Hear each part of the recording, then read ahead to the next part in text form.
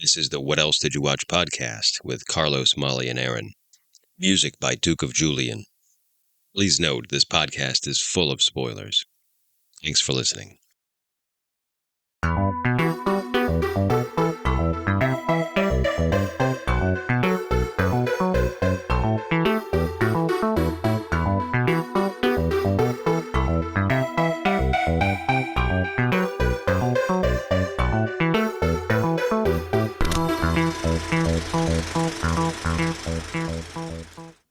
We are on. We are on. All right. Fellow humans, welcome to What Else Did You Watch? The podcast where we discuss all the movies you always meant to get around to but haven't yet. I'm your host, Molly. With me, we have... I'm Carlos. And I'm Aaron. And the format, if y'all are first time hopping in here, is every week one of us chooses a movie and kind of forces the other two to watch it, and then we come together and we talk about it. So this past week, Aaron's pick, and he chose The Crying Game. It's a 1992 film written and directed by Neil Jordan. The movie is set in the 1980s UK during the Troubles, the war between Britain and the Irish Nationals. It follows the story of a kidnapping of Jody, a British soldier, by IRA operatives. During the kidnapping, a friendship happens between Jody and one of his captors, and the rest of the movie follows the evolution of that friendship and the actions of that IRA operative after Jody is killed. Aaron, why did you choose this movie? I've been wanting to watch this for a while. I watched some of it. I remember watching mostly the first part of it, was with the captor scene, and hadn't really got into the later parts, just, flashes here and there and clips. But I wanted to watch it all the way through because it's an interesting movie because it's an IRA movie and kind of a thriller, but it's also a romance. And there is a trans character in it, which this came out in 1992. So it wasn't a trans character that was in it for any sort of humor or to be the heel of the show. It was a character incorporated alongside all of the others. And I was super impressed with the whole movie because it's really well done, really well performed. And everything really seems, I don't know, it was very down to earth in a certain way. There's a lot of sensational stuff that goes on. There's an IRA hostage taking. There's, people get murdered in the movie, a few of them. But overall, it was pretty kind of straightforward and very humanistic and humorous too, which I was kind of surprised going back because I don't necessarily remember any of that from the kind of glancing viewings that I had of it before. But I was just so taken by the charm of it and how relatable all of the characters in it were. They spent a lot of time doing that, so I was really, really happy. I'm kind of glad I picked it. Has anybody else ever seen it before? Carlos, you want to jump in? I had not heard of it. But I will say it does not seem that my generation enjoys this movie on Letterboxd, at least. So we'll chat it. I'm looking forward to hearing your thoughts. I think this movie is from a different time and perspective on certain issues, but we'll get into that. Okay. All right. I want to hear. Yeah. Do you mind if I jump in? Because Carlos, you are the farthest away from the making of this movie of the three of us. Because I'm not Irish? Well, Wow. we can have that discussion too. But I was just thinking chronologically, but culturally, yeah. I mean, because I think culturally is a huge thing with this movie as well too. And I think that gets reflected into how the movie was received when it was first put out and what countries did like it and what countries didn't like it. Mm-hmm. Yeah. So I remember when the movie came out and in my head, for some strange reason, this movie belongs into this little pocket of films with The Kiss of the Spider Woman and The Year of Living Dangerously. And they're all movies that are kind of set in times of political trouble. They are somewhat thrillers, and they are also somewhat interpersonal intrigue movies too. It's like this weird overlap between Tom Clancy type of things. And oh my gosh, what was the Sharon Stone movie? Basic Instinct, where you've got this overlay of, like it's both. I think I saw one write up about The Crying Game, that it was a political thriller, and it was kind of talked about racial politics and also about sexual politics as well too. And you're right, like movies like this really aren't made at this point with these types of complicated intersecting themes. So, yeah, Carlos, I can see why this seems like alien territory for you, pretty much. So, Aaron, to your question, no, I had not seen it. Kind of the same thing. I had seen little bits and snippets of it. I do remember when the movie came out, and the stuff that you read about how everybody kept the secret of the sexual reveal. It happened. It was crazy. It was crazy how people were like, I remember that too. Yeah, you need to see this, and I cannot tell you why. And yeah, I mean, Aaron, I think that your comments about the character of Dill are like dead on good. And those are some of my notes as well too. Dill is a transsexual person who is not played as parody or as camp, which up until then is usually how you would see individuals, male bodies that were dressing as women portrayed. I think that this is maybe the first time I can recall seeing on film an individual who was dressing and behaving in a way not aligned with their at birth genitals in a way that felt like it was essential to who this person was.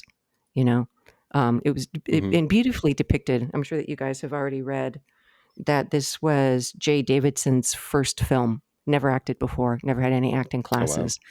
Oh, wow. And I know that Jay had been put up for Best Supporting Actor for his role, for their role in this. And, it went to somebody else, which at some point near the end of this, I'd like to get into discussion with the two of you about what do you think about the Academy Awards that year? Because what got nominated and who those awards ended up going to me is almost like a poster child of why we needed diversity in the Academy in the first place. So, all right. Do you want me to go ahead with like some of my other thoughts on this, or Carlos, why don't you give us your first pass, Carlos? Yeah, I'll give the first pass. So, I think the most interesting aspect of the movie for me was the romance side. The thriller was pretty uninteresting to me. I think, I have in our notes here, how can we investigate the setting with the themes of the movie, right? Because while it's worthwhile, I think from a narrative perspective to always have your stories be set in an interesting time, right? Or have a very interesting story in a very boring time. This one tries to do both. And I wonder if there is a way to connect those. I wonder if you guys have any thoughts that we can touch on that later. Molly, I have looked at the 1993 Oscars a little bit. I know what you're saying. I do find it offensive that you think Marissa Tomei winning isn't enough representation of Italians, but that's whatever. We can get to that. There was a lot of representation of Italians in the 1990s. My cousin Vinny changed lives. It continues to change lives too. Like we are not going to crap on My Cousin Vinny, man. Which is next week's movie, right? No, I found the film to be really wonderful. What's really shocking is it made something like $63 million in the United States. Mm-hmm. And the idea of a movie like this making over $12 million in the United States today is pretty unbelievable, right? And you look at the lineup of other movies that came out that year, and it kind of just slots into this idea of an audience hungry for, I don't know, what's a good word? Something speculative. When they go to the theater, they're not really sure what they're going to get. You know what I mean? Versus I think we live in a time where people want to be given exactly what they expected. I mean, the worst ranking online is Cinema Score. Sorry, just real quick. And the Cinema Score has been used when talking about this movie. I'm saying on Wikipedia and IMDb and stuff because that's a pretty good Cinema Score for a movie that includes a big quote unquote twist.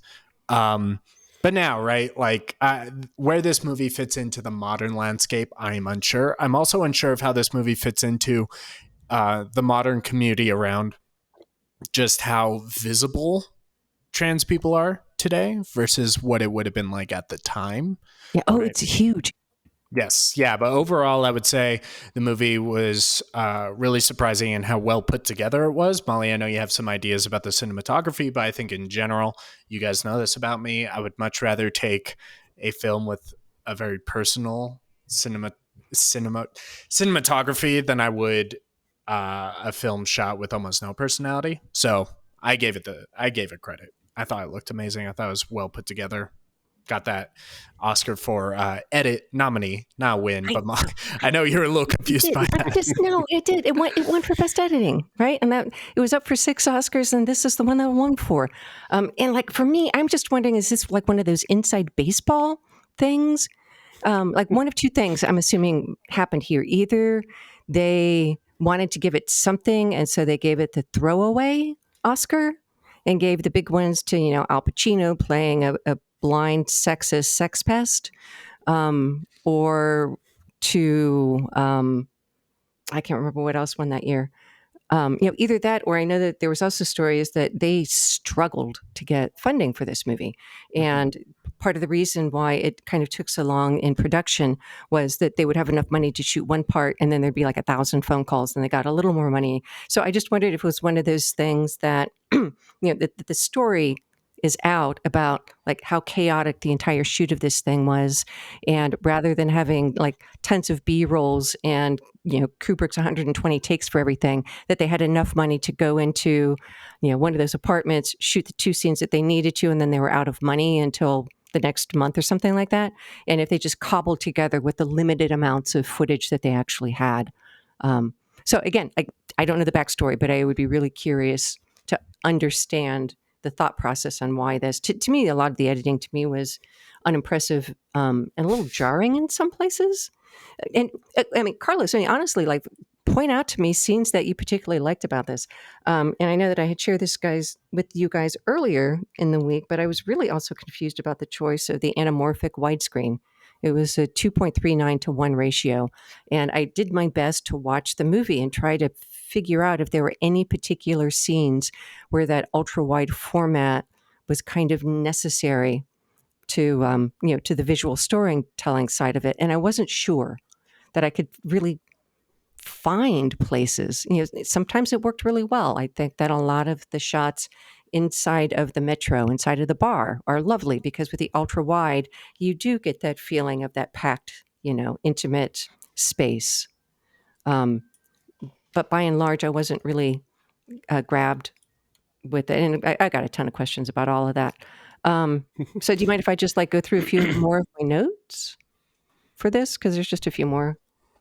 Let me Hit jump in, them. and just because Oh yeah, go. you went in, yeah, you rambled over a lot of territory there, so I'm trying to backtrack Yes. and I hit have the bullet points. feelings. Go for it. I got, I know. No, yeah, you went through the editing and the stuff.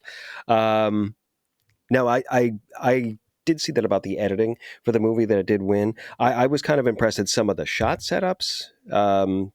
And I did kind of like the intimacy of some of the interactions that were going on with the people, not just the intimate ones, but just some of the two shots with the people. There's a shot with Fergus and Jody walking through the woods, and it reminded me Mhm. of Before Sunrise. It's like that two shot of them with the camera tracking in front of them. It's almost like their little conversation as they're getting to know each other.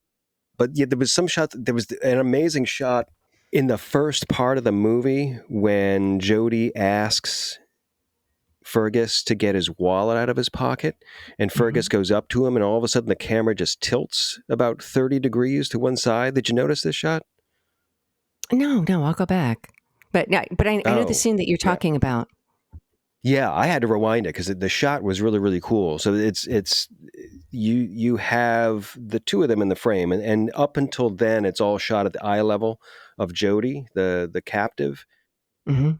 and then as Fergus comes over to him, he's head is out of frame, but Jody's head is in frame, and then the whole camera tilts with Jody's head as the axis. So his head graphically Oh, kind of bows right. to the lower third of the screen, and then it pans up on the right side only to Fergus, and it's all of a Yeah. sudden it's this weird Dutch angle where it's a really tense Oh, scene where you don't beautiful. know if Yeah. there's going to be some sort of an escape attempt or if it's going to be, Fergus has a gun to the guy's head. So yeah, really kind of intense. And then there was a few different scenes like that where you had really interesting camera setups and really interesting Yeah. Yeah. So, connections between the two through that.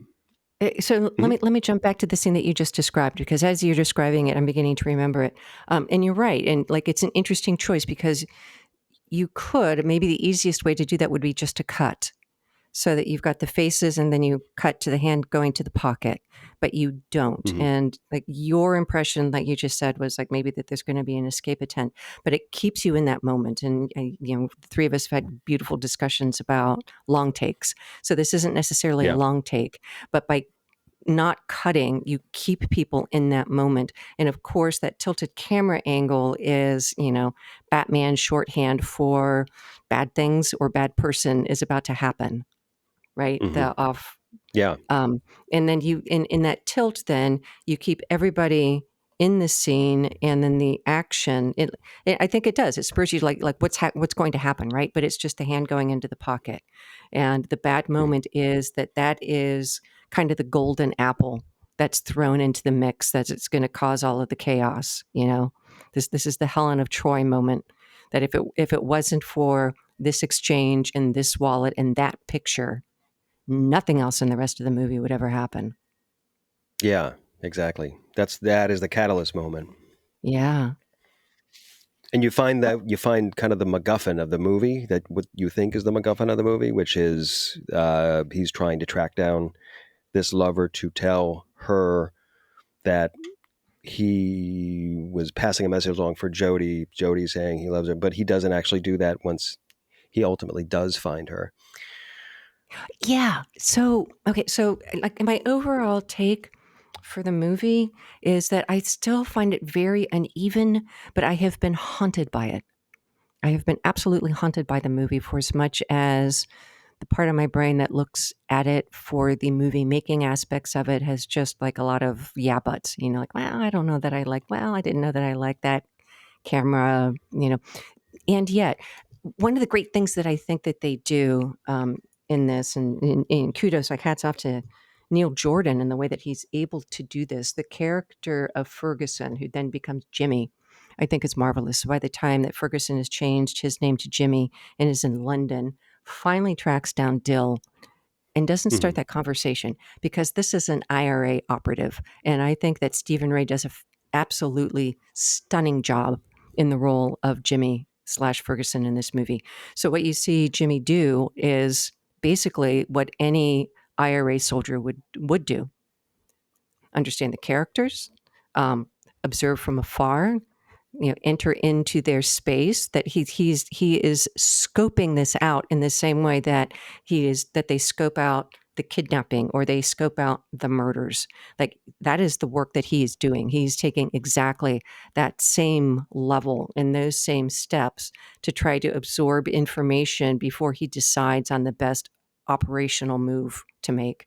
And then all of Mhm. his best efforts are just completely derailed because he finds out that he does have feelings for Dill. One of the things that I liked about a lot of the different characters in the movies, they're all kind of hiding something. Mm. And it's almost ironic that Dill is almost the most overt and assuming everyone knows and assuming everything is up front about that one particular thing, which is only a secret to him because he's a little naive. But he's concealing himself. He's kind of in disguise Yeah. somewhere else, and the other characters around him are all clandestine. Um, and yeah, it's a good point you're making about how that scene is set up where he's trying to, like an operative, kind of sneak Mhm. in and get in there. But he has this secret that he carries with him the whole time, which is not only that he's an IRA agent, but that he knows who she is through his relationship and never actually reveals that. And that creates a lot of tension in all those scenes. So it's Yeah. almost like, the rest of it, you don't even. you wouldn't even imagine that was coming. Oh, yeah. Yeah, absolutely. Yeah, Hmm. and then just to circle back to kind of my original thought, you were correct. Like, there's all of these things, but it really did play out to me as that, that this character, Ferguson, has done this in the past with other people that were either disappeared or murdered or, or kidnapped. You can tell that he's Hmm. very effective, even when Dill is having the altercation with, what was it, Dave? The bald-headed tracksuit Oh yeah, the jackass in lunkhead. the alley. Hmm. Yeah. Lunkhead works too. Um, Okay. and you can tell that he's incredibly competent at what he does. Like, there's that one scene there when he does end up assaulting Dave, and he's just like, "Oh shit," like this. He, I think, I mean, for me at the beginning, the first act, so to speak, I wasn't sure whether Ferguson was just in over his head as an IRA operative, as a soldier, and that's why he formed the friendship and couldn't kill Jody. But then you see later on just how good he is at what he does. Now, So it see, kind. Oh, go or ahead. go. I found that narratively really weird to follow because um, he is shown as kind of the empathetic one in the opening, Mhm. right? And then later in the movie, right, he is the brute, right? And like he plays a protector role, Mhm. which I'm not saying he couldn't have been both, right? But then he continues. And I know now I'm putting a very 2023 glass over a movie that's 30 years old. But then he continues to be pretty brutish in his interactions with Dill after finding out that they're a trans woman, right? Um, with the misgendering intentionally, with the bringing that up over and over. Couldn't tell if that was supposed to be played for laughs, if that's supposed to be played for confusion within himself, because See, that's the yeah, lean I went I have with. a theory on it. What yeah, is it? yeah. What are you gonna say, Uh, Molly? Oh yeah, well, no, and I think that that's a very valid criticism of it, and I do. I think that Hmm. you're looking at it from 2023 lens at this point. There's definitely the misgendering, but even like the one scene that really just kind of kind of made my skin crawl was when he does discover Dill's genitals, that he goes into the bathroom and vomits, and I was just like, "Are you Yeah, kidding me?" yeah, Like, it I was know. just it was cringy, and it just struck me as what a white cis heterosexual man thinks that other white cis heterosexual men would think that they would do if they discovered that they had kissed a boy. It didn't seem real. It was playing to a mythical cis white heterosexual fantasy of a human being. So yeah, but that was yeah, icky. Aaron, you Yeah. had a Yeah, it was. theory in this Oh arena? no, yeah, and I do. Yeah, yeah. Just on that one point, and yeah, just as saying that. Yeah, that particular scene where he finds out, it was a little over dramatic. It was a very kind of down to earth scene, and then all of a sudden, the reaction seemed a little bit over dramatized in a certain way. But no, there was the misgendering, and there was a couple different lines, and I thought were maybe intended to be a little bit clever. Somebody says that. I think there was the foreman at Fergus's job that refers to Dill as a lady, and Fergus has an offhand comment. Oh, she's not a lady, and I didn't know if that was one of those things where like she's not ladylike or she's not literally a female. Yeah, yeah. I read it that the foreman, it was like, oh, Fergus is just being an asshole, right? I read that the audience knows stuff that the foreman doesn't. Yeah. So Fergus is saying, Exactly. Yeah. no, that Mhm. that's a man, right? Which it, that Dill sticks around. I'm like, all right, all right. Yeah. So But I mean, I think that, I think that the character of Dill is used to it. And even after, Ferguson Jimmy has the very negative response, I think at one point Dill says something like this, like, this has happened before. So like Dill has had this happen to them before. Um, they're sad and they're heartbroken, but it's not as if this is the first person who has recoiled when they found out who they are. Um, yeah. There's another line in there.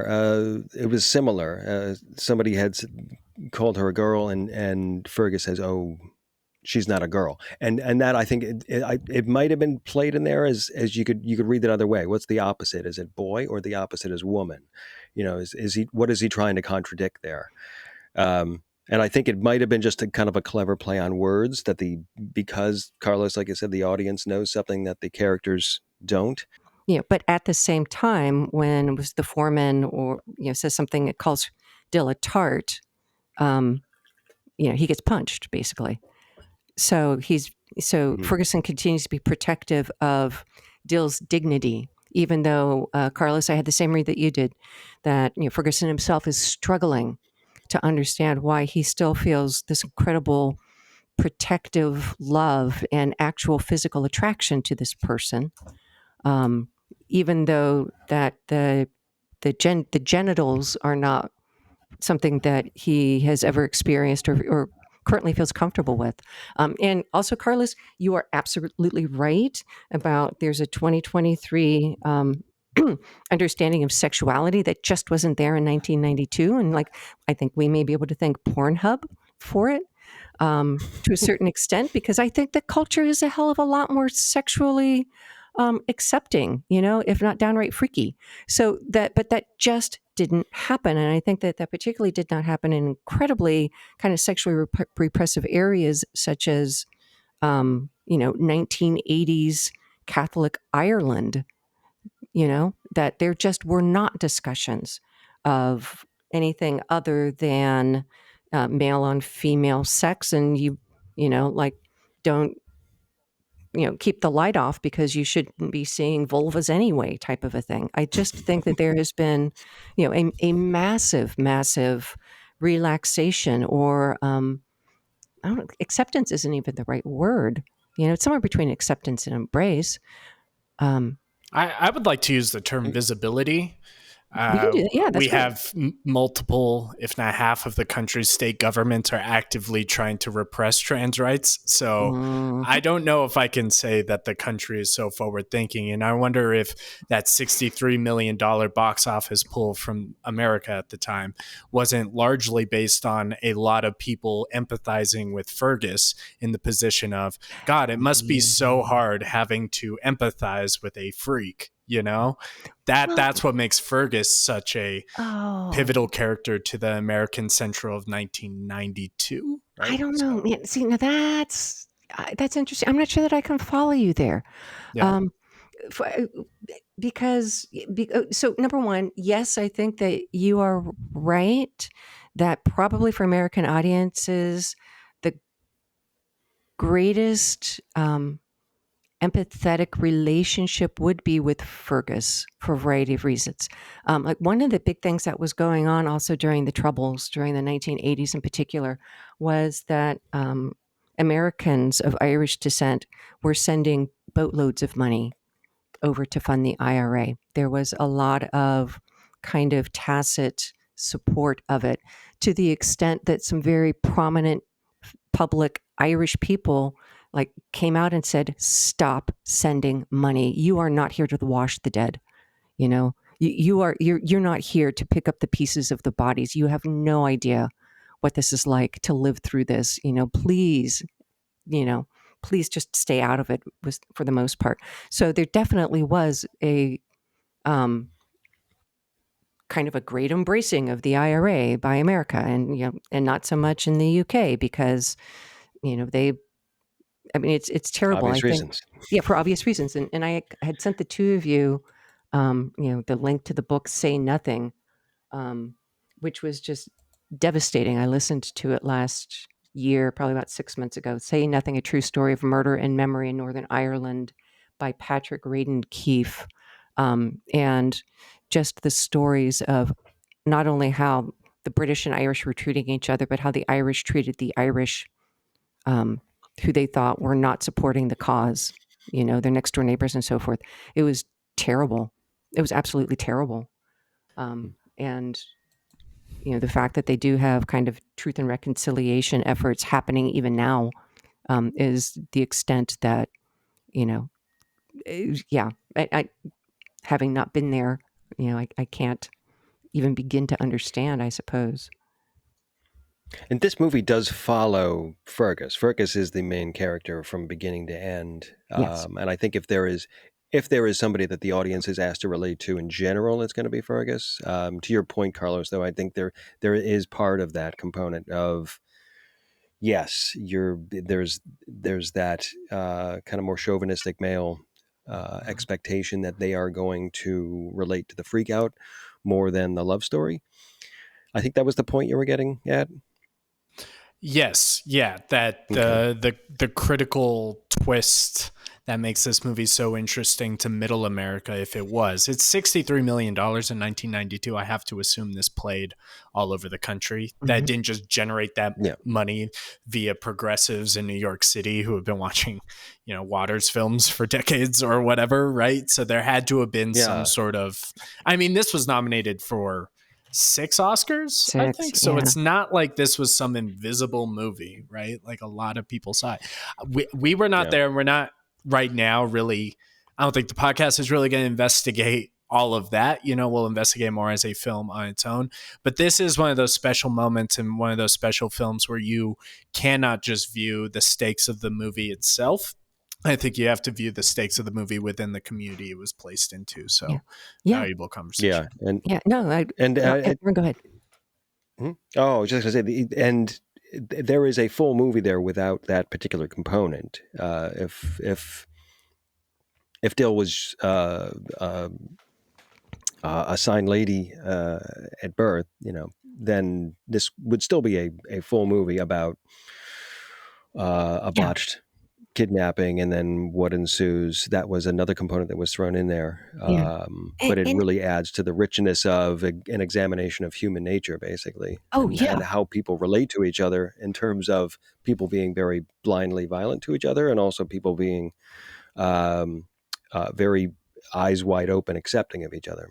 right. And the capacity to connect and to feel love in situations with people that you have been raised and taught to hate.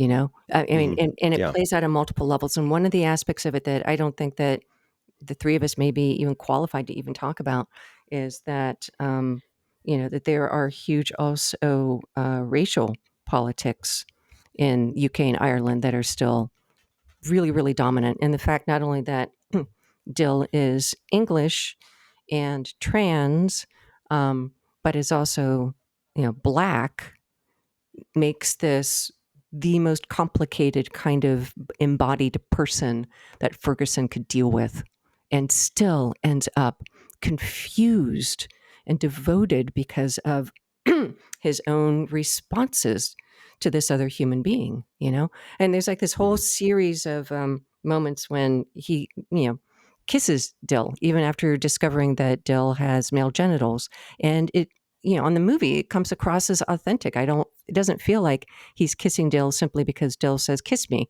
but he seems to genuinely love this person. um, and it may take him a lifetime to figure out what that's going to be, you know um, so anyway, but just to Yeah. kind of Carlos, do you mind if I just one last thing? No, no, no. um, Go, please. Okay, Carlos, what you were saying about the moment in history, I think that you're absolutely right. I'm taking a look at some of the movies that made it to the Oscars that same year, and we have Unforgiven and Indochine, The Last of the Mohicans. We have Chaplin, Malcolm X.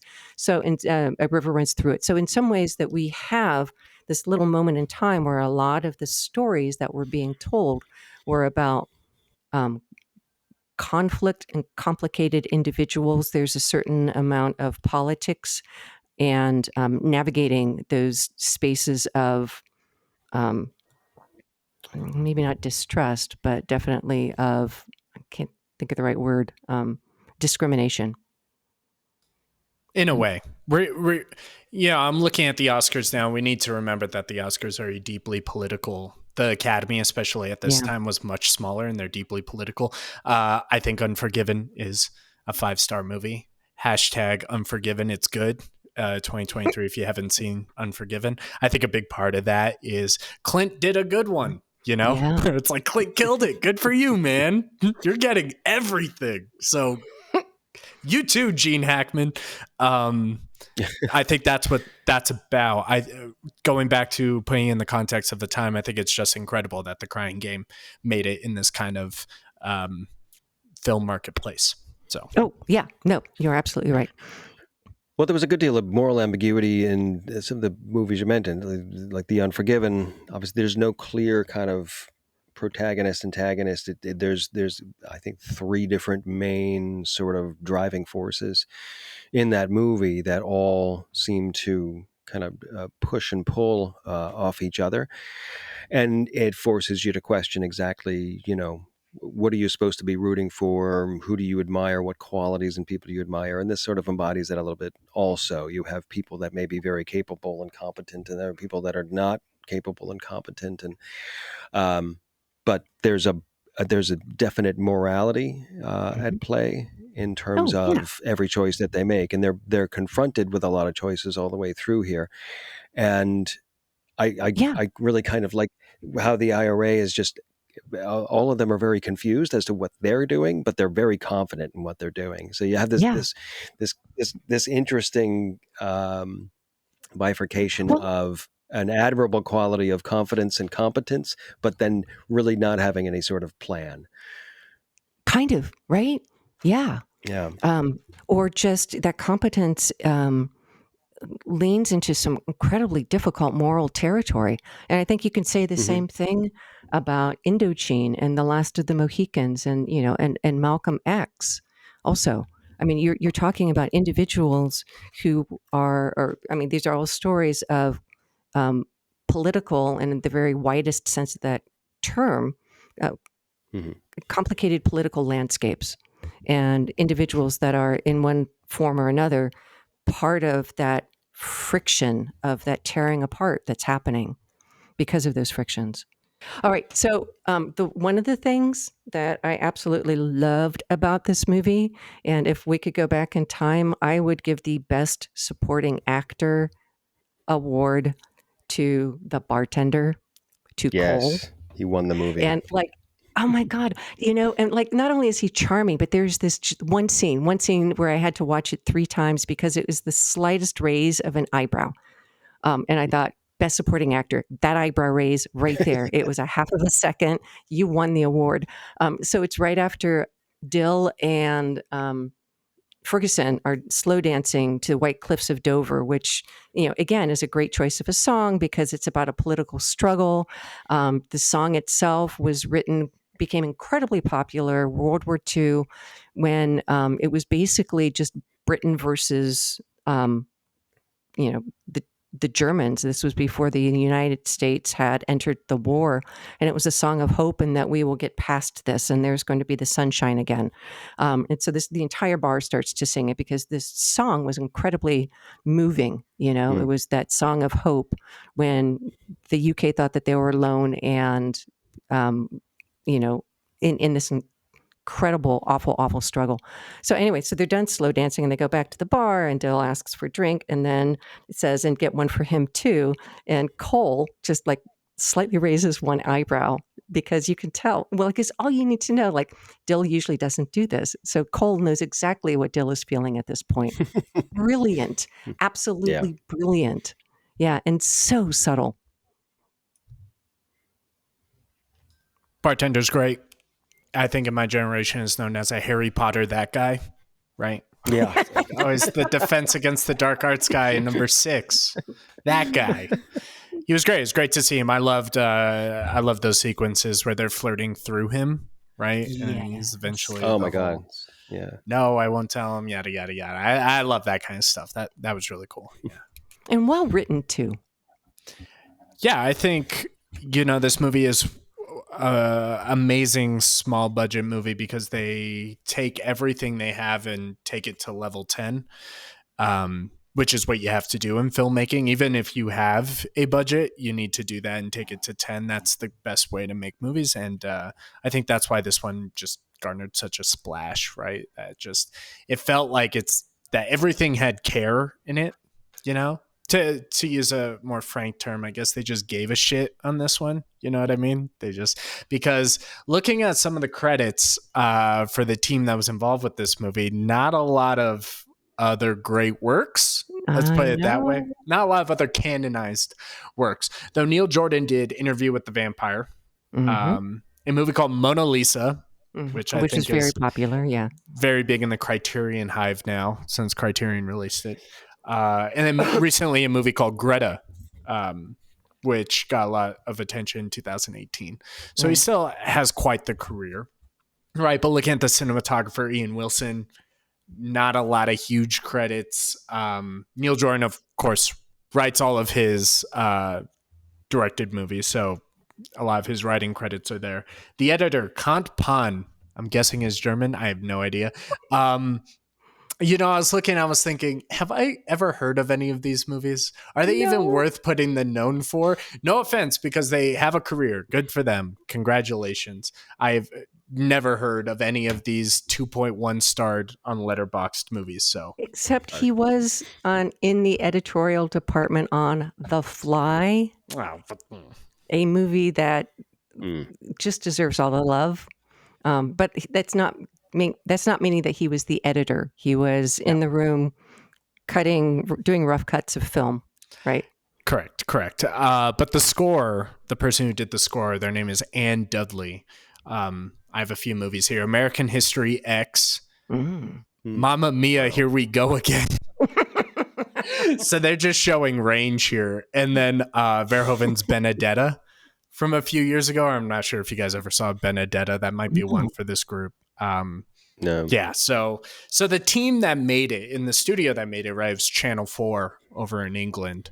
And Molly, you mentioned they ran out of money a few times. The only time I've heard of that is Orson Welles, mid to Really? late career Orson Welles, when he started doing all these weird commercials or like Transformers, That's right? right. He Yeah. would just keep the crew in Morocco or whatever, and he would fly back and do some dumb cereal commercial and then get Mhm. enough money to go back and get another week's worth of shooting. It's the only time I've heard of that. Oh. So I thought, reading that and then watching the film, it's like, wow, the way they put this all together, especially in a film age, right? I think it's different now in the digital age. Mhm. But in the film age, is just incredible. The synergy they get through the whole movie. And Molly, I'll put that out there just because I'm talking about it right now. I think the edit gets a lot of credit for the pacing of the movie. It's paced excellently, right? And like it's Yeah. something I Yeah. think about where, because I edit a lot of short stuff and you get really involved with like one scene, right? Or what something Right. could be called a movement for me, right? Is like, what are we doing in this sort of collection of shots? Mhm.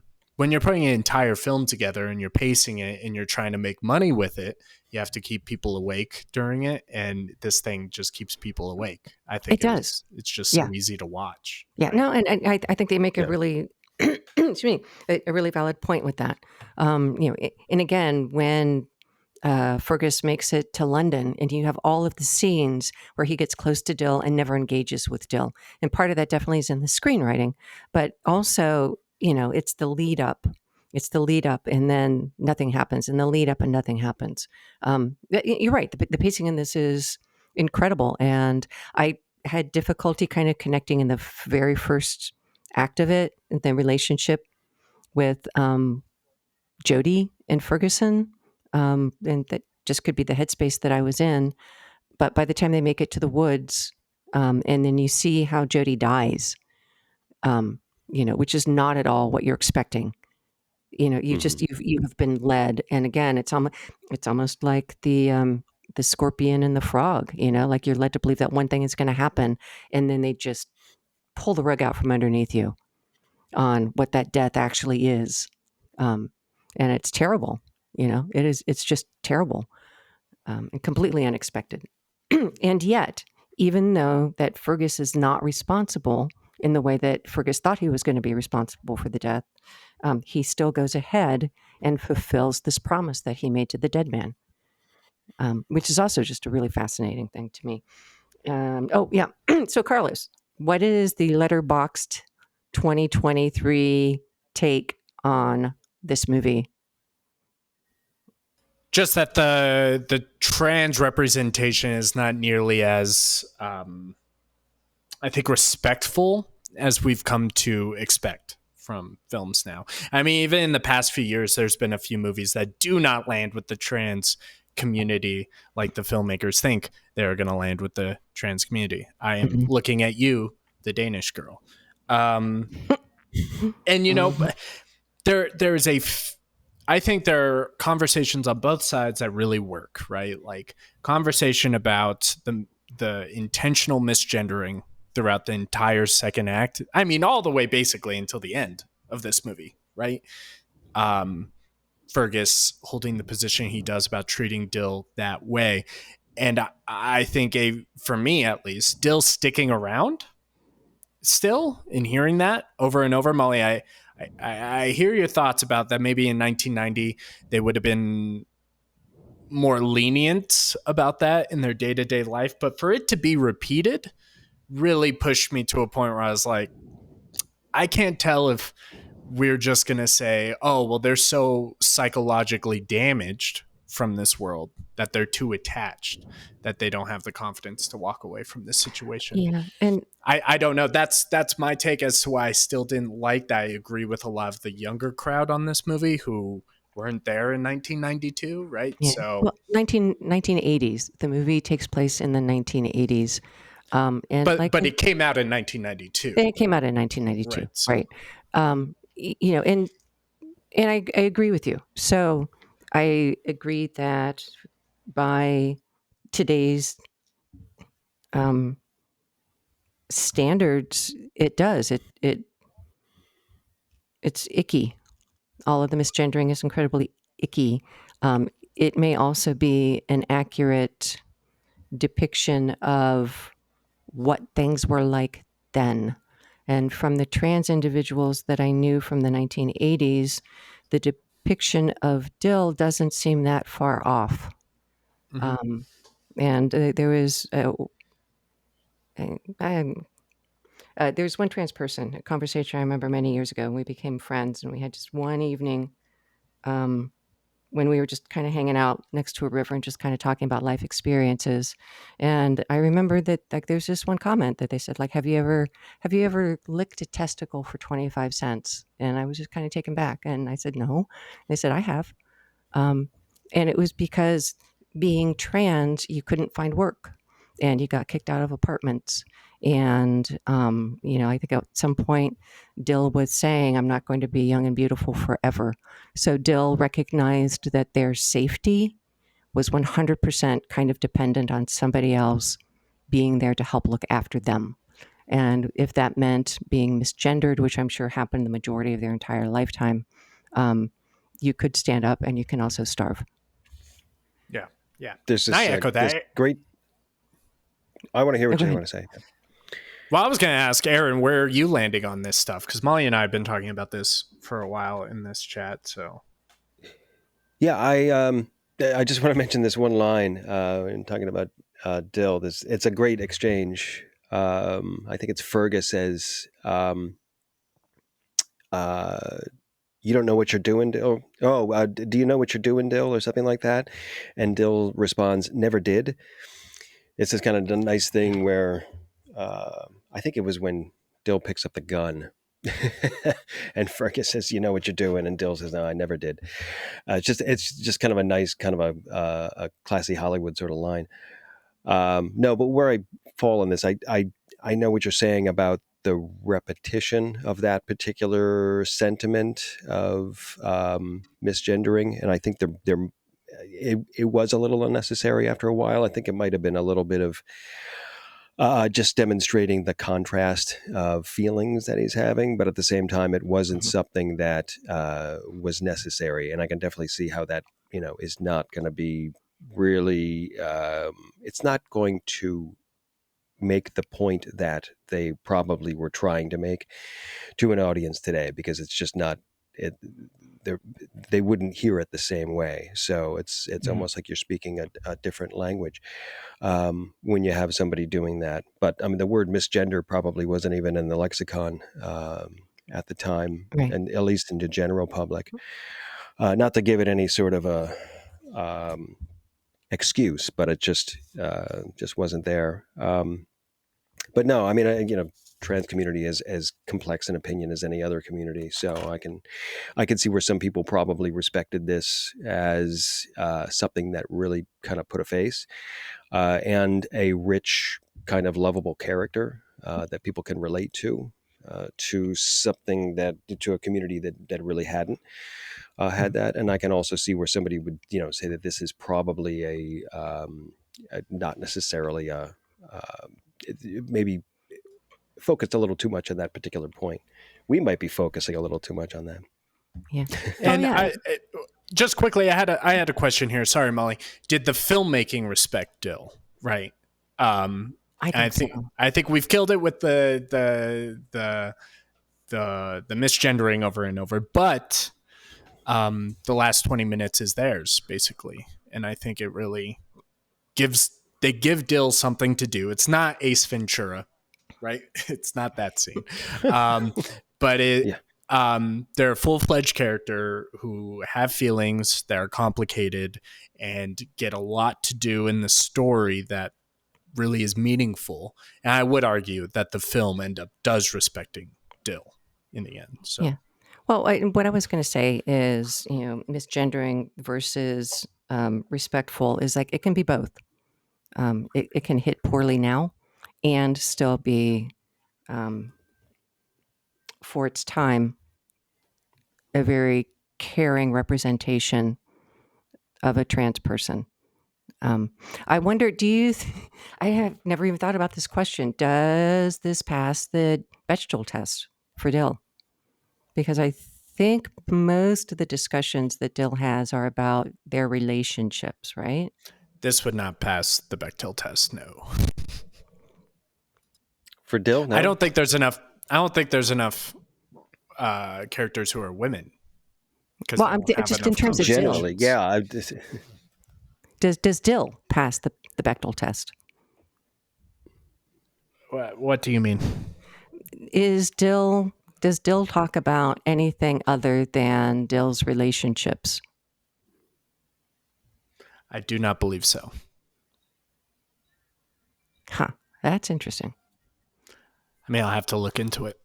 Yeah. I unfortunately did not have my Bechdel test tracker up on this one. I'm sorry. Neither did I. It's a new thought. That was sarcasm. There's a Aaron. line in the beginning that Jody says talking about women because he's really kind of vicious towards the IRA woman who had kidnapped him, tricked him into getting kidnapped, and he says something as whenever there's a woman involved, nothing goes right or something like that. It's one of these things where he's brutal. kind of acerbic towards women. Yeah. Oh yeah. He's brutal, but sorry, the accent was not working. So the whole time I was like, all right, clown. Okay, clown.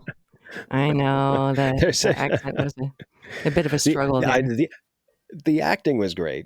Yes. There's this one crazy scene. I love it. He's got a hood for, I don't know, half of the whole time he's on screen. And acting through that hood was really kind of interesting, especially I had it pull up so you can just see the mouth. And there's this great scene where he's telling the fairy tale story. And the hood has this kind of pointy top that's curved over. He looked like a garden gnome with it drooping over his eyes and just his mouth coming out. And he's saying it in this kind of outrageous British accent, putting emphasis on all these, the frog and the scorpion talking to each other. It was kind of adorable, but tragic. Ultimately, yes. But he served it was good because he's such a damn charming character. And it was really the penis peeing scene out in the woods at the beginning, super hammy. And I'm not sure why he didn't pull the pants down. He did it through the zipper, and that was a little labor intensive. But anyway, what are your thoughts on that, Carlos? Person. Well, as a penis guy, no thoughts. I did want to ask you guys a question to maybe move back into that first. It's not really a third when I looked up the running time, but that first kind of prologue whole kind of sequence, it really reminded me of Full Metal Jacket. In a way I really like about structure. Yeah. What do you guys think of the depiction of the IRA in this movie? I don't know that I'm qualified. What does that mean? You watched I the think movie. the kind of dumbasses. Yes. They kidnapped this guy, and they didn't really have any sort of a plan. And I think any idea that they were going to ultimately have to kill him anyway. It wasn't really a hostage situation where they could use him as leverage. Um, and then at the end, when they were going after this judge for some reason, and even in them talking in the car, like, who is that guy? And she says, oh, it's just some judge. But they didn't, there was no indication as to what he was supposed to, what his significance was. Maybe they didn't tell these folks because they were working in a cell. But yeah, they just kind of, and the remedy for that whole heist not going well because Fergus didn't show up was the guy just jumping out of the car and just machine gunning everybody in the street and then getting killed himself. So it was just it was a big sloppy exercise that didn't really seem like there was anything worthwhile that came out of it. And I think that was probably the point of everything that went on in terms of the IRA and their actions and motivations, but it was just a big sloppy exercise that didn't really yield anything of any great value for the Molly? cause, at least. Oh, sorry. Yeah. Yeah. And Aaron, I agree with everything that you just said. And yeah, I don't know that I can speak to it because I don't know enough about the actual actions of the IRA. If this reflects some of the things that they actually did do, which were large and brutal. I know lots of them, the stories that, even in the book that I mentioned and the stories that we heard here are huge and brutal and like 100%, 150% in on some of the things that they did, and not necessarily effective. So did the filmmaker depict the IRA as being largely incompetent? Or was it more what Aaron said, that they operated in more like cells? And so you were given a target, you were given an objective, and you just did what you were told. So, yeah, I don't know. They do come across as slightly Yeah. buffoonish, but is that um, shallow depictions by the screenwriter, or is it an authentic reflection of stuff that actually happened? And I don't know. Either I, way, it was very cynical about the whole yeah, thing. It wasn't. I mean, they weren't taking sides with anyone necessarily, I mean, except for the side of loving and respecting people versus murdering them blindly, which is not totally courageous, but it's they weren't trying to. I don't think they were trying to tackle the confrontation or the yeah. the conflict at all. I think they were just kind of cynically presenting it Well, as the drama. yeah, and to make it even more complicated, and I shared this guy with you guys earlier in the week. Stephen Ray himself was married to a woman who was a high-profile IRA operative who became part of the anti-British movement when she was a teenager and was jailed for a number of years as well too. So I'm assuming, and this is either the second or third movie that Stephen Ray did with Neil Jordan. So I'm sure that a lot of these conversations have come up. I mean, you would assume, right? She was sentenced to life in prison for a car bombing. Yeah. So and then she only served 7 years. And then posthumously it came out. I have my notes here. I'm not sure if you guys saw my additions, that she was part of the Jean McConville kidnapping, who is Mm-hmm. a Belfast mother of 10 who was Mm-hmm. mysteriously kidnapped and murdered, and was left unsolved for a very long time. And I think that specific case, there is some discord about the support of the IRA from afar, Molly, that you mentioned earlier in this podcast about. I think the American way of viewing conflict around the world at a very macro scale. And I think this movie at its heart is really interested in violence on a micro scale. I don't Yeah. think it has much to say about Hmm. actual English Irish issues of the time, right? I think if you're from there, you infer certain things about the characters, but I Right. wonder because I cannot iterate this enough. The numbers I'm seeing is it grossed $2 million in England and it grossed $63 million in the United States. Right. I have to imagine a big part of that is a lot of Americans, no matter how relevant to the times it was, were simply just like those crazy Irish. You know, like they didn't have like a total understanding of the situation. So they were just like, these IRA guys suck. You know, Right. these guys are evil. And that's why I was asking Aaron about the idea of how is IRA portrayed in this movie, because it kind of feels almost like Die Hard, you know, or just goons in general, where it's like, oh, they're just kidnapping a soldier. These guys are awful, right? And it's like, Mm-hmm. well, the movie also has nothing to say about the nuance of the situation or the back and forth of the situation at all. So it is a weird representation for somebody who even only knows a little bit about the history of Ireland and England, right?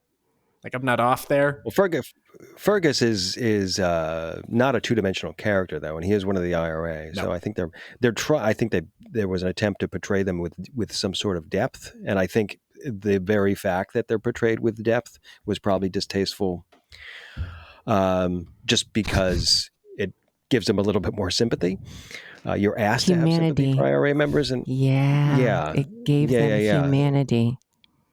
And So that might yeah, have and not that might have left a bad taste in their mouth, right. especially And lots just a of short people decade after all this was happening. died. Yeah. Yes. Lots Yeah. of people died, terrible deaths during the Troubles on both sides. Yeah. So, yeah, I can understand why the British market might have hated the idea of this movie. Hey, Yeah. Mm-hmm. yeah. So, got a question for you, and I might have just missed it when I was watching it in terms of just filmmaking and problem solving and so forth. At the end, when Dill wakes up from their drunken stupor, and oh, can I say also, the way that they chose to have Dill finally confess to have Fergus finally confess to Dill his involvement, to finally come clean, become completely vulnerable, tell the entire story, I thought was incredible, because it was factual. You know, Mm-hmm. there's no apologies to it. I did this. I did this. I did this. I was supposed to do this. That didn't happen, and this is what happened. You know, so are you responsible for his death? You know, probably yes. You know, but it was Mm. just beautiful. It was beautiful in this absolute unapologetic confession. Yeah, and, That accountability. Yeah, yeah, yeah, yeah. yes, yeah, absolutely. And a lot of those scenes at the end there, even when he makes Dill cut her hair, and like not telling why, but doing anything that he can to protect this person. And then still, after all of those efforts, needs to still tell the truth. Just probably, I would think, in part, again, to try to protect Dill. I'm going to tell you everything because evidently you don't understand the type of danger that you're in, and you need to know who I am also. But the next morning, though, so Dill wakes up and grabs the gun. And I couldn't remember a moment in the film when that gun was shown to Dill. But like Dill walks directly to the jacket, opens up or the bag or whatever, opens up the pocket and pulls out the gun as if she knows where it was. Did I miss something, or was that a little continuity kerfluffle there? I'm not sure. I have already drafted the email you asked me to the Academy to revoke the editing nomination that they got. So I'll just add that to the email. Thank you. She had just discovered that there was some sort of a secret, which driven her to a little bit of a bender that she went on. So if he is sleeping in the bed and she is up, probably would want to snoop through his effects to learn as much as she can. Yeah, but he So seemed that to might have been when it beeline. happened. She seemed to beeline to the possibly. I will tell you, I have been on benders like that, and I have never woken up with that much agency, that ability to be like, oh, okay. I'm going to chalk this up to that this was a troubled shoot in terms of getting it done. So I was willing to forgive it. When you're crafting that email, still again, that award for best supporting actor goes to the bartender's eyebrow. That's the winner. Now, speaking of the ending, real quick, Molly, I did read that there was another ending that they shot and put in the original cut of the movie that they showed producers, and it didn't work. And it's available on the DVD release of this movie that you can watch. So I don't know. The ending was just kind of one of those things they put together. This is the original ending that Neil Jordan had imagined. So I get what you're saying. What I was the love that alternate it ending? pushed. I don't know. I didn't watch it. Oh, okay. Yeah, I rented the DVD from the Blockbuster in Alaska, the last one. So Yay. I spent most of my time returning it to the Blockbuster. So I didn't have time to watch it. One of them towards ACL. Shout out that one. You had to put them down, or Absolutely sorry, not, that you was dark. monster. I took a dark God, turn there. that's the IRA and you speak. No, okay. No, Molly, I'm with you. Molly, I'm with you in terms of Oh my God. there is some messiness. Do you know who you're talking to there, laddie? That's I don't know awful. if that's where you want to be going with that comment. If I have to stomach another one of these movies filled with English people, which are worse, I'm gonna quit this group this early. No. I like the ending. I like that Dill is in charge. I like that Dill has the power. Mhm. I like that he's Fergus is literally tied to the bed. It's great. I love it. Yeah. Well, in most of the movie, other than this big secret, other than the IRA involvement, in most of the movie, once Dill hits the screen, Dill has the power. Dill is Mhm. highly competent in creating and directing relationships, and they let Dill like do her thing. Like you should ask me to get together with you. So it shows that Dill actually does have an awful lot of power in this relationship, and by extension, probably most relationships that she chooses to engage in. Right. And it was a finale for the two different sort of plot lines that were going on, which was one, the romance, and the other, which was her losing her boyfriend. So she's getting revenge, and she's also protecting her new interest all at the same time. So it's kind of, it ties up both in a little bow. Which we've discussed that characters in your story should be connected in as many ways as you can really conveniently do it. And Erin, to your point, she's getting revenge and protecting at the same time. And that's such a great kind of character motivation, versus just like, who is this person? I guess I should kill him. That's not nearly as interesting. Molly, I will say, Right. Oh, sorry. I just wanted to mention the thriller aspects are really in the screenplay too, right? That they reveal things to the audience, but they don't reveal it to the characters, right? We know why Fergus wants her to cut her hair, right? Or we know why, things are coming together. And it's not because of anything other than what the audience knows. And to your point about how frank he is about coming clean about Jody, it's also like you could probably do it the opposite way and the audience is going to hate that guy afterwards, right? Or they're like, Dill should just like let him die and just like run away because like he's a liar, he's a manipulator and a killer. When you do it that way, it's so empathetic towards the character, right? So it works for this sort of thing. It does. And just Erin, it looked like you're about ready to say something, but just to jump back to your point about the interwebs of the characters, and Carlos, you're going to have to help me remember who was the screenwriter that was talking about that. Make sure that every character is connected to at least two other characters. I will get that for you right now. Okay. Yeah, because it was brilliant. And if you use that as a map of an overlay of this movie knocks it out of the park. Every character. It was John Sayles. It was John Sayles. Okay, cool. Thank you. That king, John Sayles. Absolute. Yeah. But it's brilliant. And you have, again, Dave, the sex pest boyfriend, and you have Cole, the bartender. And I think almost every character is tied to at least two other characters in this. And it does create these great, these great frissions, these great kind of like electric relationships that are happening anytime that you have three or more people on screen. even when you don't have three or more people on screen. These are always in the background. And I think it does it. It adds this incredible shadow and depth to the entire story that in the world that these people are inhabiting, you know. I think it's a great way to kind of think about a movie. Aaron, do you have anything we haven't hit yet in your notes? Hmm. Um, no, I think the only other thing I was thinking about the whole film club bingo thing. We don't have a matrix for it, but there was a song. There was a full singing performance in this, There Yes. which was. I always like when there's a song or dance performance in the middle of a movie, beginning to end, no interruption. It was nice. I don't really like music, but the score was pretty good in this, so shout out. Question though on songs. Is the last song, the outro credit song, is that supposed to be a tongue-in-cheek joke? I don't know that I Stand hit by that your hit it. man. I did not like that. I That didn't. Oh, Yeah, that hit a bad note for me too. yeah, I was one. Yeah, that was. I think they were supposed to be. I think they wanted to soften things up a little bit, but it might have made it a little bit squishy. It was a little cringe. I hate it.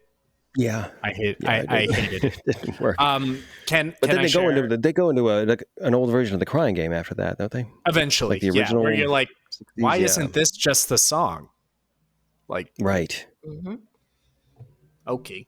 Um, quick little trivia bit. Molly, you're gonna love this because it involves so many people you just love to hear about. Neil Jordan was very good friends with Stanley Kubrick, I guess, Yeah. and he had shared. Molly, you might have saw this in my notes. The original title of this story was "The Soldier's Wife" for a long That- time. And I think that's pretty interesting. Well, go ahead. yeah. I know. I think that I am glad that Kubrick encouraged him to rename it because I think this movie with that title would have just kind of fallen flat. Yeah. His reasoning, Aaron, was that if you have some sort of tie to religion, like Jordan has a movie with angels in the name that did not do well because people thought it was going to be very religious. Or if you have something alluding to war, like a soldier or a tank or something in your title, people are going to expect a war movie, and this is certainly not a war movie. So he was like, "Yeah, that no, I read the script. That's an awful title for this." So the Crying Game is much better, I think, and it eludes so much noir, and there's so much noir in the Yes. bones of this movie, you know. So Yeah, they it's like, really Yeah. are. yeah, so Yep. so good, so good. Did you guys have an answer for me on the anamorphic widescreen, by the way? No, it rocks. That's my answer. That doesn't help me understand the choice. Just because you were talking about our bingo card, which yes, we should develop. This movie I have a list. actually. Go ahead. Oh my No, gosh! no. Okay, yeah, no, that'll be I'll next. wait. That's Yeah. okay. This movie actually contains three versions of the song "The Crying Game," which I think is really Yes. interesting. So Dave Barry, the first time the song was released was in 1964. Kate Robbins, there's a second, and then Boy George, one of his versions, which I think is also a lovely way to support kind of these evolutions. You've got different generations, and the story stays the same. These Yeah. love stories, they're just eternal and unavoidable. Yeah. But in terms of filmmaking, I think that is a lovely decision right there. It's the same theme that's just happening over and over and over again every decade. Yep. Yeah. Definitely. All right. So, would you recommend this movie, Carlos? Yeah. Yes, yeah, I think we both would. Both Aaron and I would. I would. Why Yeah. not? Very good. I think you have to preface it with certain viewers, but other than that, I would think so. Yeah. Okay. Aaron, I what about wouldn't you? preface it. I, no, I'd recommend it, but I wouldn't preface it. I just shove them into it, because for whatever aspects of this movie, somebody might find a little bit uncomfortable. There is a theme of confronting discomfort and human morality and motivation, and decision making that I think is really, it's kind of important. So if there are things in this that might put you on your heels a little bit, whatever those things may be, that's a good thing because you want to spend a little bit of time in this movie on your heels, even if it's best of circumstances. Does that make sense? Yeah, yeah, it does. And I would It's definitely supposed to be a little bit disconcerting, but I don't know if it's going to be probably disconcerting for the wrong reasons. yeah, Um, Now, 30 years on, but I think all of the themes in this movie are confronting how people make choices and how people engage with each other in the world, and also how people shut each other out. And so I mean, it's a good human movie, and it's a actually there's a lot of humor in the movie, yeah, which is really really nice too, which is there charming as is. hell. Yeah, I agree with you, and I think that in terms of the discomfort, some of the letterboxed um, criticisms being very valid, and this definitely is a yes and moment for me in this movie, because from today's perspective, yes, things like the misgendering are very uncomfortable and cringe, and even though it's not necessarily um, part of the movie that gets spotlit, even with that, there is such consistent protection and affection, even physical affection, by Fergus. That again, very human. I mean, this is a movie about the conflict, both the political conflict, the sexual conflict, the interpersonal conflict between people that are lying to each other, all of the secrets that Fergus is still holding, and yet um, he's fallen in love with this person. And I don't even think that he realizes that he has fallen in love with this person. And he certainly doesn't know what to do with it. But I think that they do an excellent job of showing the dignity of that confusing emotion that this person is experiencing. Mhm. I think both of them. I think they're both probably feeling, levels of confusion and discomfort over what's happening between the two of them. So even if you could just pull kind of like that, that channel out of the movie, it's a glorious depiction of humans being vulnerable and just trying to figure shit out Yeah, and it's not and only for stay that one connected. particular Yeah. reason either. It is there's a entirely other plot line in this movie of the death of the boyfriend, and then this kind of redemption story that Fergus is going through, and there's a Yeah. lot of kind of navigating that goes on there with his character. That's really kind of interesting to watch and seeing how he develops and how that gets disclosed. Right. And if you don't mind me jumping in with one little bit of the filmmaking that I actually thought worked really well, kind of threw me off at the beginning, but the more I think about it, the better I like it.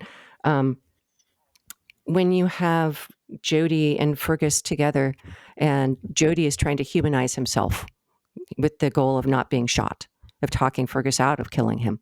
He's like, the thing that you don't know about me is like I'm this incredible cricket player. And then when Fergus Mhm. starts to have the nightmares, he's envisioning Fergus in the cricket uniform. And they do a nice job of setting that up because Yeah. he's working that construction job and he's overlooking this field of cricket players, which gives you that visual cues so that it makes sense that Fergus would dream and see those uniforms. He's seeing these players on the field. He's remembering Jody. He has the nightmares. And then when he's trying to save Dill, he dresses Hmm. Dill up in Jody's cricket Yeah. clothing. It's just, it's terrible in a way. And yet he's overlaying the two, and he couldn't save the one man, but he can save the other or woman, Hmm. right? He couldn't save Jody, but he can save Dill. Yeah. Yeah. Beautiful job of just kind of layering visually um, the ghosts of all of these things that are happening just by the choice of costume. Hmm. All right, onward. Anything else about this movie before we jump into the others? No, pleasantly surprised. Cool. Me too. Gets Good. washed Yeah. under 1992's incredible film year. So I think it gets less talked about than the 30 films that are regularly canonized from that Mm. year. So Right. shame. Right. But yeah, Uh, no, a Aaron, good noir thriller. It was a dead on. it Yeah. is. It is like old school and really well executed. Hmm. So good choice, Aaron. Yeah. Thank you. Mm. Yeah. All right. So forward and onward. Carlos, what else did you watch this week? I had a 4-day weekend, so I watched a lot. I Uh-oh. watched La Dolce Vita, which I described as, you know, it's kind of like a religious ceremonial meal, you know? It's not something that you can consider lightly. So it's it's about, Easter. yeah, but it's like Italian Easter. It's a lot to take in all at once. So The 27 courses. You start yeah, cooking 4 days in advance. yeah, exactly. Yeah. I balanced that out by finally watching Gomorrah, the Italian film, which is based on a nonfiction book about the Napolitano-based mafia in the area. It's very good. It's 5 separate sort of stories that all intertwine with one another. So there's some lack of narrative drive in the movie, but if you stick it out, it becomes kind of a kaleidoscope of story versus just retelling, this one guy is going to be great, right? Or whatever most mafia movies are. So it's a little bit different. It's very frank as well. You want to talk about location shooting? Oh my goodness. Some of the worst poverty you will see in a Western European movie. So we watched some Black Mirror. I don't know if you guys are Black Mirror fans. Are you? A little The bit. new stuff came out. I want to check it out. I would recommend Beyond the Sea. It's the first one you check out. That's probably the best Okay. one I've watched so far. Maisie Day is fine. Then there's one called Demon 79, which you might really like the aesthetic of. Yeah. And Okay. go ahead, Molly. Oh yeah, no. I have not watched any of them yet, but I've been following a couple conversations about them. Beyond the Sea was the one that got routinely panned Really? by By who? a group that skews older and probably gender balanced. Mhm. One of the criticisms was that both of the men are pretty awful human beings and just kind of use the female characters in some pretty unpleasant ways. Yeah, yeah. Which I get, and I think if it was fully fleshed out at a 2-hour runtime, they could have given more of the female characters something to do. But Yeah, really, there are 3 main characters. 2 of them are aggressive men, and one of them is the wife of one of them. So, right. definitely leaves I've room for watched a that. few different episodes. I've watched a few different episodes, and they're all very uncomfortable. And I think that is the whole kind of tone of the series is that each one of them, even though they all stand alone, there is a kind of discomfort that you're supposed to feel when you're watching them. Would you Yes. find that accurate, Carlos? Yeah. Okay. Yes. So I also watched Demon 79, that episode. That was the one I think, Aaron, you would enjoy the aesthetic, and Molly, you might enjoy the religious themes, I guess.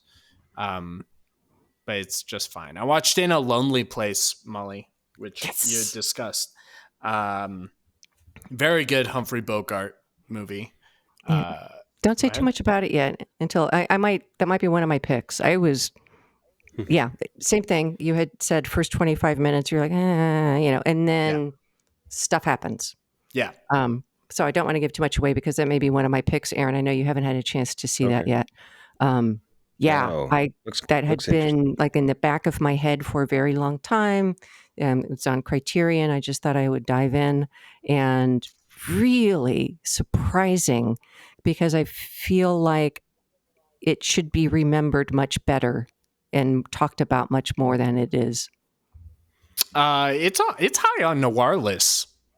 That there's the 100 best noirs or whatever, and it always gets Yeah. ranked pretty high. I don't know why it doesn't get talked about more as a Humphrey Bogart film to review, because most people talk about Casablanca or Maltese Falcon first. But he's incredible in it, and I highly recommend it.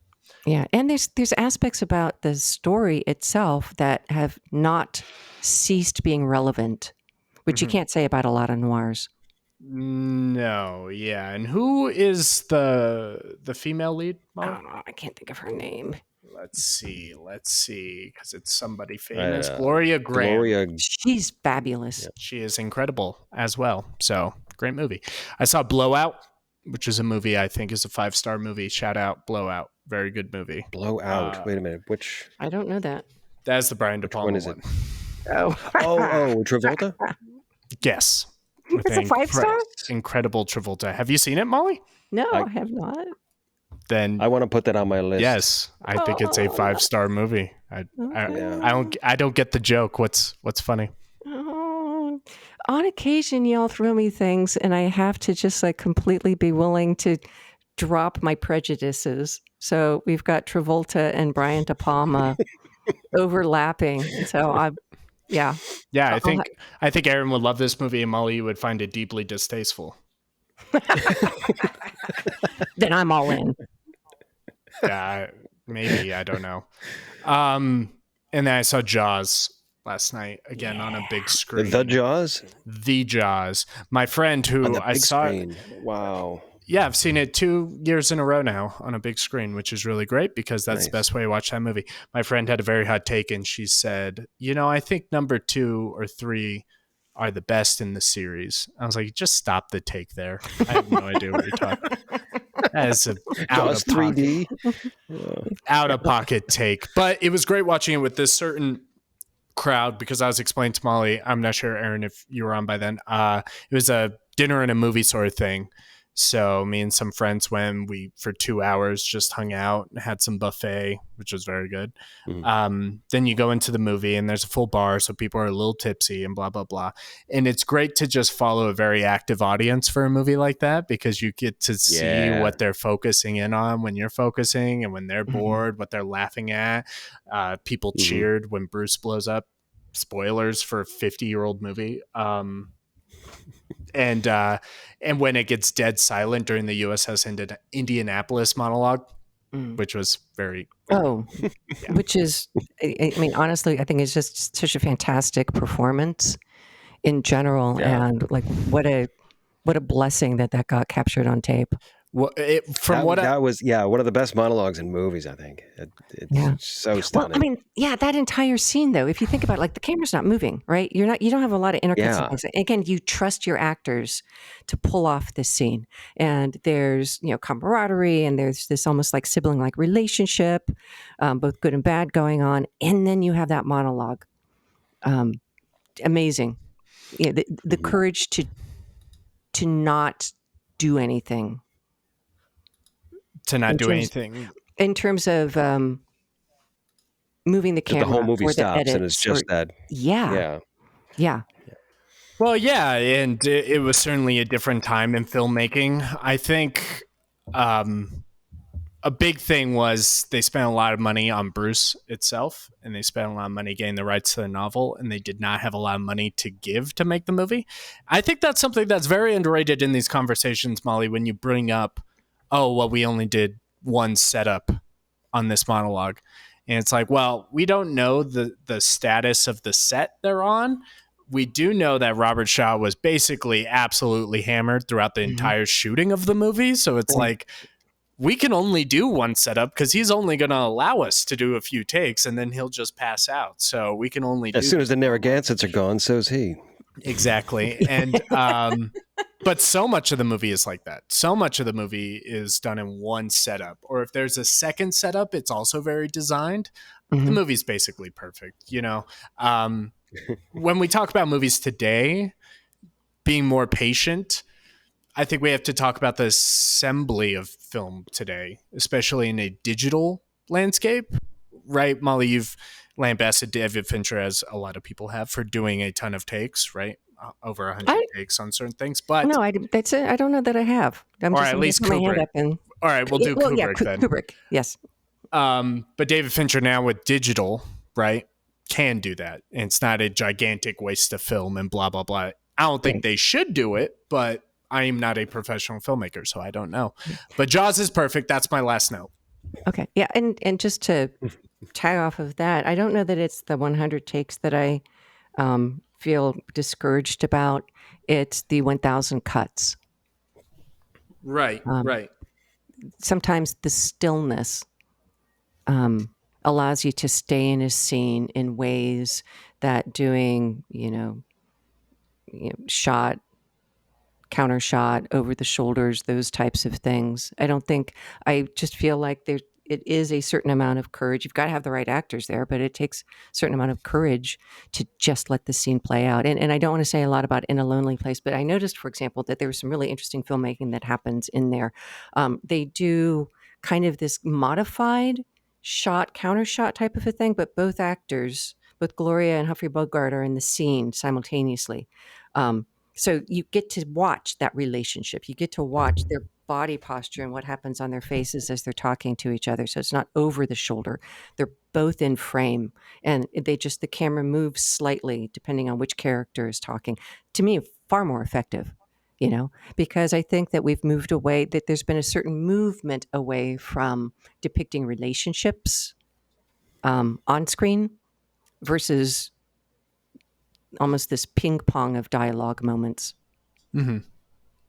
Yeah. We'll investigate more as we do more modern movies in this chat.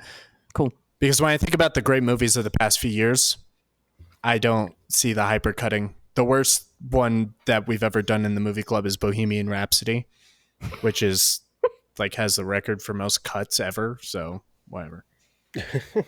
That's it. That thing is just a hot mess. That movie sucks. Moving on. Molly, what'd you watch? I did not watch a ton this week. I had a lot of stuff going on, but I did watch In a Lonely Place and then gave you all a shout out because it was pretty remarkable. And then for personal reasons, I revisited 1910 Monsters, Gareth Williams' low budget, the one that he made prior to Godzilla 2014. And there's still a lot in there. Again, low budget, the use of CGI monsters and so forth. And I really, it reminds me a lot of, what is it, Area 9, Area 19? Can't remember the other one right now. Where the interjecting of the non-normal elements is kind of hidden. It's fluid, but everything kind of stays at the human perspective, and then the monsters kind of come in, maybe not completely depicted on screen most of the point, but it's just stuff that's happening as it would be if you were just kind of standing there and it was happening around you anyway. So yeah, just kind of put that on as comfort food. Are you talking about Station 19? Station 19, thank you. That's it. The one. Okay. Yeah. I get close sometimes. Thank you for bringing that one home. I was thinking of all the numbered things. I don't know, what's this? Area 51 and District 9. Oh God. District 9. Yeah, District 9. That was the other one I was thinking of. Yeah. I couldn't think of the number though. It was District something. Took us a few moments. Yeah. But we got there. Aaron, what about you? What else did you watch? Nope. I watched Nope. Ooh, what'd you think? Jordan Peele. Oh my God. Have you seen it, Molly? Yeah. Oh, okay. All right. Yeah, this was the last of the 3 Jordan Peele movies that I had not yet seen. And it's so good. It's so well put together.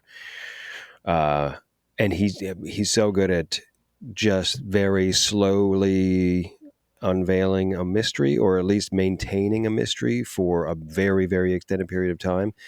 And just giving you a paucity of new information along the way, and then all of a sudden just dropping it in your lap at the end, in a big bombastic way. I thought it was great, and the creature in it is really interesting. It's because it is really mysterious, and then it just you see more of it, but you don't learn much more about it, which is kind of interesting. But it is just so much fun, and the scene where the people get sucked up and they're in the close-ups of them just kind of squelching up inside. Oh my God, that The was sound just design. so satisfying. Yeah. Oh, So yes. yeah, the sound design is crazy good. Aaron, what you just said about that you see more about the monster but don't learn more about the monster, I think that that's Yeah. what I've really enjoyed about Gareth Williams' work as well too, with monsters and also with Godzilla 2014, which I know a lot of people like. Mhm. That still continues to be my favorite Godzilla because I feel like it makes the best depiction of what it would feel like if you were there and this happened. And Like an insect. Yeah. yeah, yeah. Just Yeah. quickly for the listeners at home, it's Gareth Edwards. Oh my God, thank you so much. They're going to end up listening to some bluegrass singer. They're like, what? This guy makes movies? And I've always been dependent on the kindness of strangers. Thank you all for keeping me on track with some of these things. I get close, and sometimes I need the push to hit the bullseye. Only when it comes to recommendations Yeah. should we be totally accurate. I no, very much appreciate that. Aaron, also about because I watched Nope at home also, and not on the big screen. The link that I guys sent you, Noodles YouTube thing Oh, yeah. about I haven't watched aspect it yet. ratios.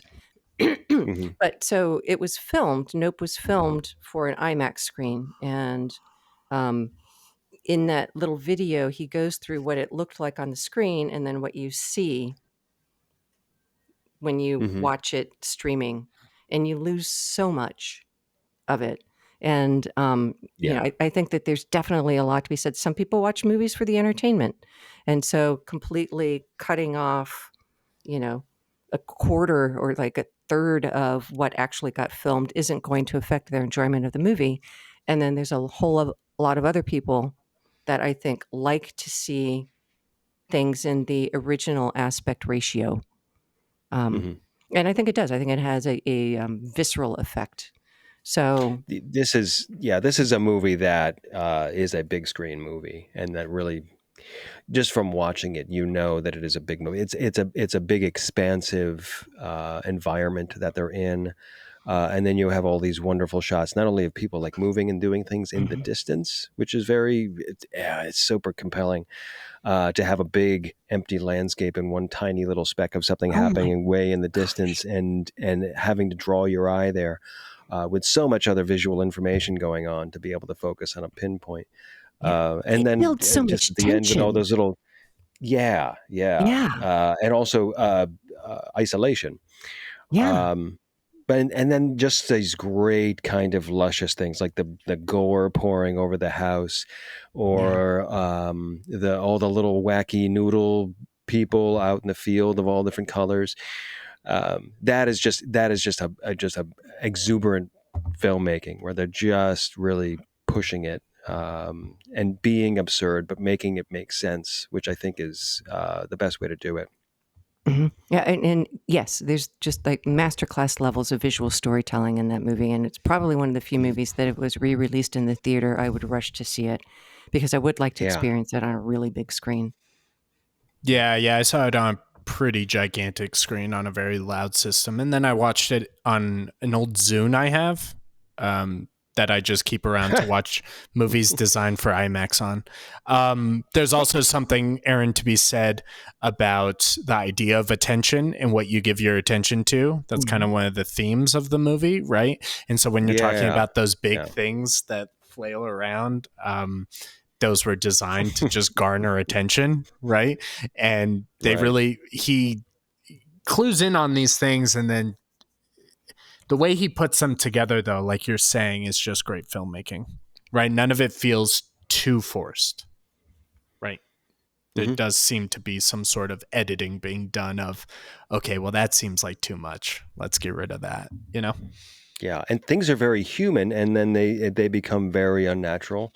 Um, but it's always really very grounded. But it's great how things they just all this unnaturalness seeps in.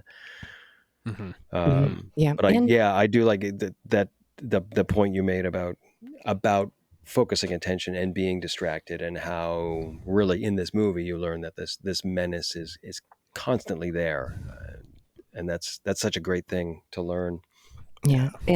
and this movie also, just to kind of tag back to the Crying Game, it's a very human movie. I mean, even if it's a monster Hmm. movie, that the focus stays on the people. and what they're feeling and those relationships and how they're Yeah. experiencing things. So it's a slight cant on the normal kind of horror movie where, the human responses are more to augment the gore, the monsters. And this is all about people feeling stuff for each other and for what's happening Hmm. to them and around them. Yeah. I would argue every good movie is about humans, the humans in it. Every Well, good one. I, that, I don't know of a good movie that's not. I agree. I agree. But not everybody can pull that off.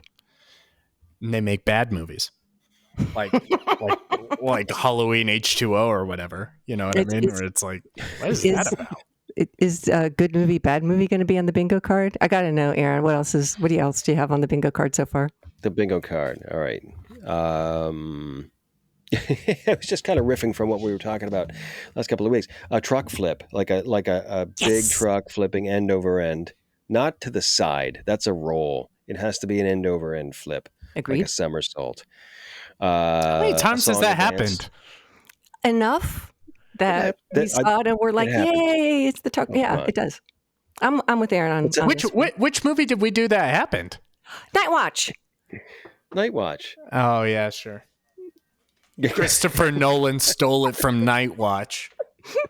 Hey, we didn't even bring Nolan into this. Just saying that it's.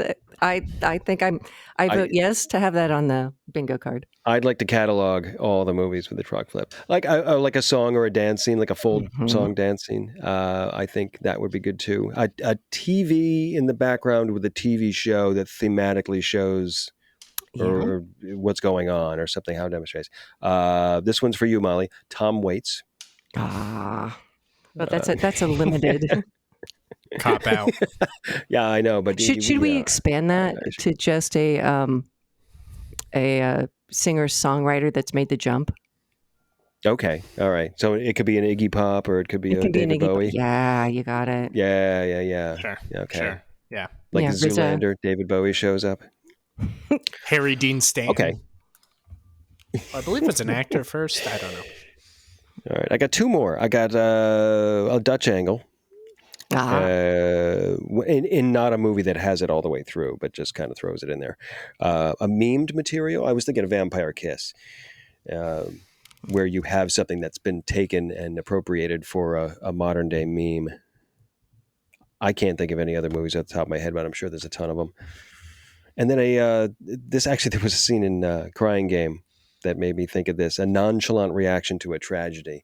And this happens a lot in movies, and sometimes it makes me laugh out loud. There's like some awful, terrible murder or disaster or something happens, usually at the climax, and then now that the plot's kind of resolved itself, the other characters that are around there don't react to it as if it's the kind of the horrible dramatic scene that it is, and they just kind of go on with their little story. There might be somebody lying there dead next to them, but they're just kind of wrapping up their little narrative. So in Crying Game, Dill shoots the IRA woman who comes through the door, and there she is. She's lying on the floor, dead or bleeding or whatever. And then there's this kind of interchange or exchange between the two of them that just Hmm. almost like normally people would be freaking out or calling the cops or hiding under a bed or something like that. And they're just like, oh, okay, well, here's what you need to do, sweetheart.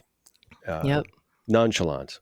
Yeah. So I want to think of others, and I'd like your help with this because we need at least 25 to do a bingo card. we do. Long shot, or not? Maybe not a. Yeah, it does have a long shot.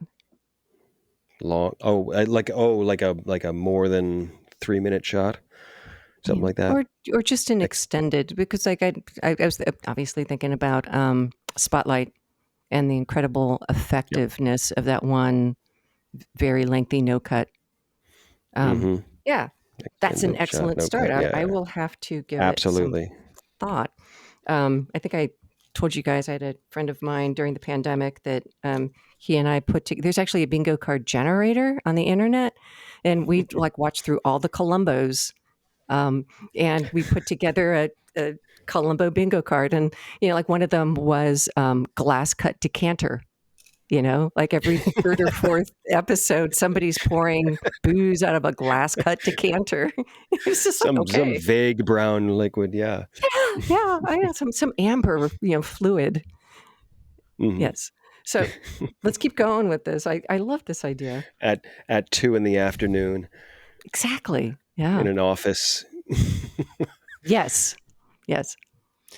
And on the point of Columbo, next week's movie pick, right? Right. Carlos. Yeah.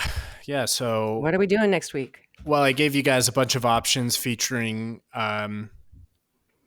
women directors and people of color directors, and you chose Mikey and Nikki by Elaine May, who I love this movie. Quentin Tarantino loves this movie. I think that's kind of how I found out about this movie. But speaking of Columbo, Peter Falk is in Peter it Falk. with one of his best friends, John Cassavetes, are the leads, and it's incredible. Have you guys seen this before? I don't think I've seen it all the way through. Never seen it. I've seen a few other things that Cassavetes and Falk were in together. And Cassavetes himself is just worth the discussion. Elaine May is worth probably weeks worth of discussion. Really, she was a powerhouse. Never got obviously the fame for what she accomplished in the world of film, but she's great. Yes, I would love to visit more Elaine May.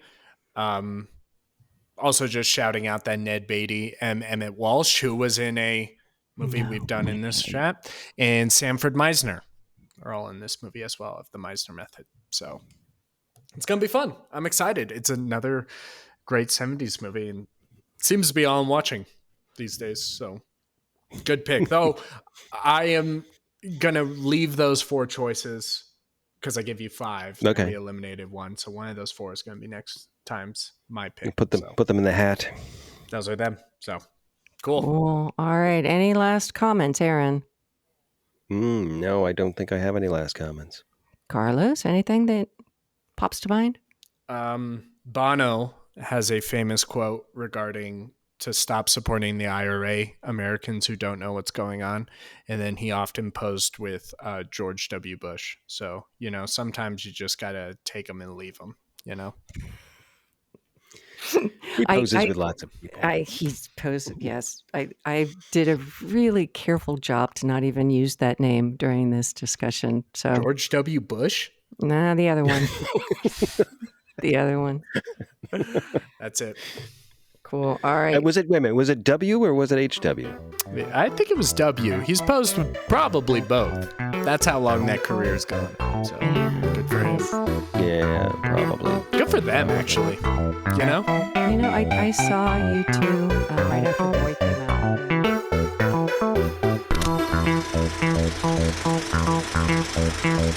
out.